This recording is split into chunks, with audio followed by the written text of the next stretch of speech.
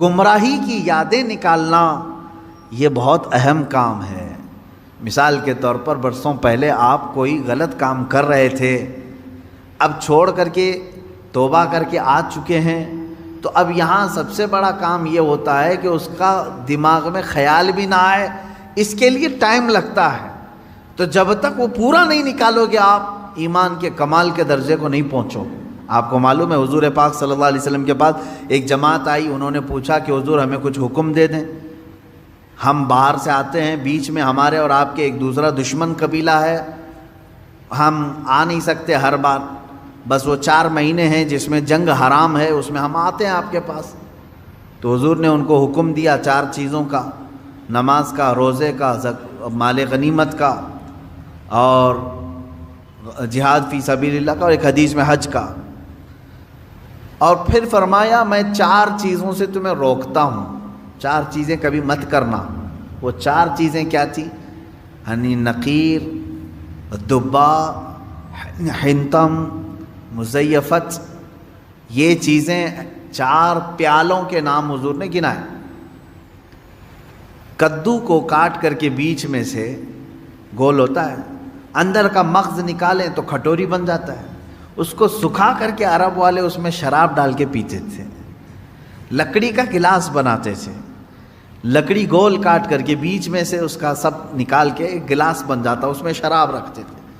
یعنی بالکل وہ لوگ اوریجنل چیزیں، نیچرل چیزیں شراب کے لیے استعمال کرتے تھے۔ یہ 4 قسم کے پیالے ہیں جن کا تذکرہ میں نے ابھی کہا۔ حضور نے فرمایا یہ ختم کر دو، یہ پیالہ، لکڑی کا پیالہ، کدو سے بنایا ہوا پیالہ، وہ کلنگڑ سے بنایا ہوا پیالہ، یہ ختم کر دو۔ شراب کی بات نہیں ہے اس میں، پیالے ختم کرو، پیالے توڑو۔ گئے انہوں نے پیالے توڑ دی۔ اس میں حکمت کیا ہے؟ محدثین فرماتے ہیں شراب تو چھوڑنا ہی تھا انہیں، لیکن وہ پیالے نہیں رکھنا ہے جس میں شراب پیتے تھے۔ وجہ یہ ہے کہ جب جب پیالہ دیکھیں گے وہ شراب یاد آئے گی، اس میں ایسا پیتے تھے ہم۔ یہ اسلام ہے جو جڑ کو ختم کرنا چاہتا ہے۔ آپ ظاہر سی بات ہے اس بچڑے کو تو ختم کیا گیا، مار دیا گیا، لیکن حکم آیا کہ اس کا تصور بھی نہ آئے۔ ان کے دلوں میں وہ رچ بس گیا تھا بچڑا، جب دیکھو وہ بچڑے کا ہی تذکرہ کرتے تھے۔ اب اس طرح کے جو گمراہیاں آج تک لوگوں کے دلوں میں ہیں انہیں ختم کریں۔ پہلے کچھ لوگ کچھ عمل کرتے تھے جو ناجائز و حرام تھا گھروں میں، ہم نے تنبیہ کی، تلقین کی کہ یہ ناجائز ہے، حرام ہے، نہ کریں۔ چھوڑ تو دیا انہوں نے، لیکن جب جب وہ اوکیشن آتے ہیں تب تب پھر سے ان کی یاد آتی ہے۔ اب اس کی مثال آپ کو میں بتاؤں، شروع کی بات ہے کہ محرم کے زمانے میں پنجے اٹھا کر کے ناچنے کی عادت اکثر لوگوں کو تھی، بہت سارے لوگ۔ ایک طرح سے اس میں عبادت کا تصور نہیں تھا لوگوں کو، بس یہ کہ انٹرٹینمنٹ کرنا ہے، کیونکہ عبادت اس طرح سے روڈ اور گلیوں میں ناچ کر کے تو ہوتی نہیں۔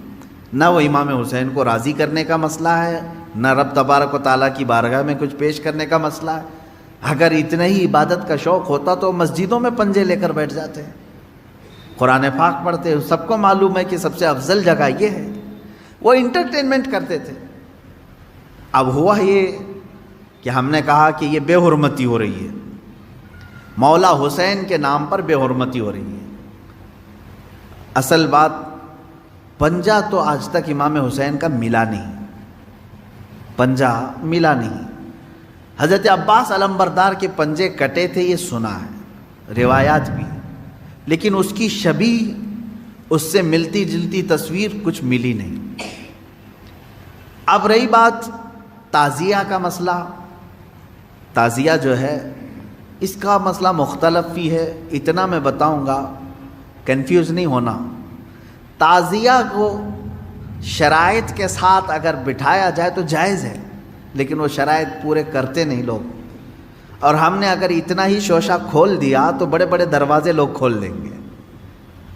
بات صرف اتنی تھی تعزیہ کی، امام حسین کا جو روضہ ہے اس روزے کی شکل کی کوئی چیز بنا کر کے آپ نے رکھ دیا، تو کسی بھی بزرگ کے روضے کی شکل بنا کر کے رکھنا مستحسن ہے، کوئی حرام کام نہیں ہے، ناجائز نہیں ہے.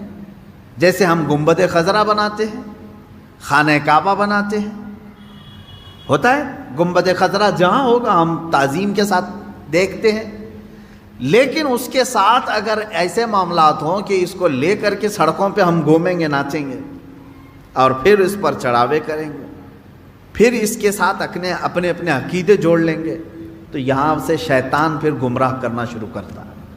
خیر یہ بات الگ ہے تعزیہ کا. رہی بات پنجے کا، پنجے کی جو لاجک ہے وہ نہیں سمجھ میں آئی، مجھے کوئی سمجھا دے. میں نے اس سے قبل بھی بہت پہلے ہی کہا تھا، میں خود اٹھاؤں گا. پنجے کی کیا خصوصیت ہے؟ اگر امام حسین شہید کربلا رضی اللہ تعالیٰ عنہ کے ہاتھ کا نشان لے کر کے کوئی اٹھا کر گھومتا ہے، میں تو کہوں گا ہاتھ کیوں اٹھاتے ہو؟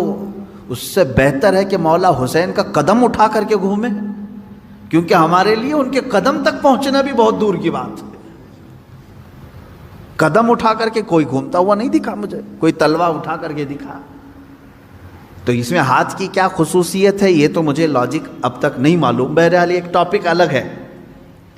اس کے اندر جو خرافات آ رہی تھیں، اس کے ساتھ عورتوں مردوں کا ساتھ ملنا، گانے باجے ڈھول تاشے اور طرح طرح کے اس میں خرافات لے کر کے اس کو کہاں سے کہاں تک پہنچایا تھا. شروع کس لیے ہوا ہوگا معلوم نہیں، پہنچا کس کام کے لیے بہت دور چلا گیا. اب میں جو بات کہنے جا رہا تھا وہ یہ تھی کہ چند سالوں پہلے ہم نے دیکھا بہت خرافات ہو رہی ہے. ایک جگہ ہم نے کہا منع ہے، انہوں نے فوراً اس کو ختم کر دیا، نہیں کریں گے. ہاں میں نے کہا کہ ٹھیک ہے، مولا حسین کے روضے کی شکل بناؤ، ہر گھر میں بنا کر کے رکھو، یاد کے لیے اچھا ہے، اپنے بچوں کو دکھاؤ کہ یہ مولا حسین کا روضہ ہے. ہم جیسے گنبد خضرا رکھتے ہیں اپنے گھروں میں، خانہ کعبہ رکھتے ہیں، امام حسین کا روضہ رکھنے میں کون سی دقت کی بات ہے؟ میں اتنا زیادہ مخالف نہیں ہوں اس چیزوں کا. رکھو، آپ پیتل کا بناتے بناؤ، تانبے کا بناتے بناؤ، سونے کا بناتے ہو بناؤ، اس میں حرج نہیں. ہم جس چیز کی مخالفت کرتے ہیں وہ خرافات و حرام کاریاں جس کو باہر سڑکوں پر کیا جاتا ہے، میں اس کا مخالف ہوں. خیر بات آئی، بند ہو گئی. لیکن ہوتا کیا تھا معلوم ہے؟ چند دنوں کے بعد دوسرا محرم آیا تو گھر والے کہتے ہیں کہ حضرت وہ تو بند ہیں لیکن بچے ویسے ہی ناچ رہے ہیں، ہاتھ ایسے لمبے کر کے خود پنجا بن گئے ہیں اور ناچ رہے ہیں. تو میں اس چیز کو مثال میں اس لیے بتا رہا ہوں کہ بنی اسرائیل بچھڑے کی پوجا کرتے تھے، حکم آیا ان کے قتل کا، قتل بھی ہوئے، بچھڑا بھی مار دیا گیا، لیکن زمانے تک ان کے دلوں سے بچھڑے کی محبت گئی نہیں تھی. وہی ذکر آج کی آیت میں میں نے پڑھا ہے. اللہ فرماتا ہے ثم اتخذوا العجل من بعد ما جاءتهم البینات، پھر یہ بچھڑے کو ایسا لے کر کے بیٹھے رہے جبکہ ان کے سامنے کھلی ہوئی نشانیاں تھیں. وَأُشْرِبُوا فِي قُلُوبِهِمُ الْعِجْلَ، اللہ فرماتا ہے ان کے دلوں میں ایسا لگتا ہے بچھڑا پلا دیا گیا ہے، پی گئے ہیں بچڑے کو، اتنی محبت تھی. جبکہ روشن آیتیں اور دلیلیں دیکھی. تو خلاصہ یہ ہے میرے عزیزو، کہنے کا مطلب کہ بعض چیزیں گمراہیاں ایسی ہیں جن کو چھوڑنے کے بعد بھی وہ کچوکے لگاتی رہتی ہیں. برے گناہ بھی ایسے ہیں جن کو چھوڑنے کے بعد وہ دوبارہ دماغ میں وسوسے ڈالتے رہتے ہیں. ان کاموں کو حتمی طور پر اپنے تصور میں بھی نہ آئے. اعوذ باللہ من شر الشیطان الرجیم کثرت سے پڑھیں. اعوذ باللہ من شر الشیطان الرجیم، من شر الشیطان الرجیم. اے اللہ میں پناہ مانگتا ہوں تیری مردود شیطان کی ان شرارتوں سے جو میرے دماغ میں ڈال رہا ہے. تو یہ اسی کی طرف سے ہوتی ہیں، وہ پرانے راستے پر لے جانا چاہتا ہے، گمراہی کی طرف لانا چاہتا ہے. وہ خرابیاں جن کو تم چھوڑ کر کے آئے ہو یاد دلاتا ہے ایک بار اور چلا جاؤ. اس کے لیے کثرت سے یہ پڑھا کریں. جب جب ایسا وسوسہ آئے کہیں اعوذ باللہ من شر الشیطان الرجیم. آج ہی صبح گناہ سے توبہ کیا، سوچا کہ نہیں کروں گا یہ گناہ، لیکن رات ہوتے ہی پھر خیال آیا ایک بار اور کر لوں.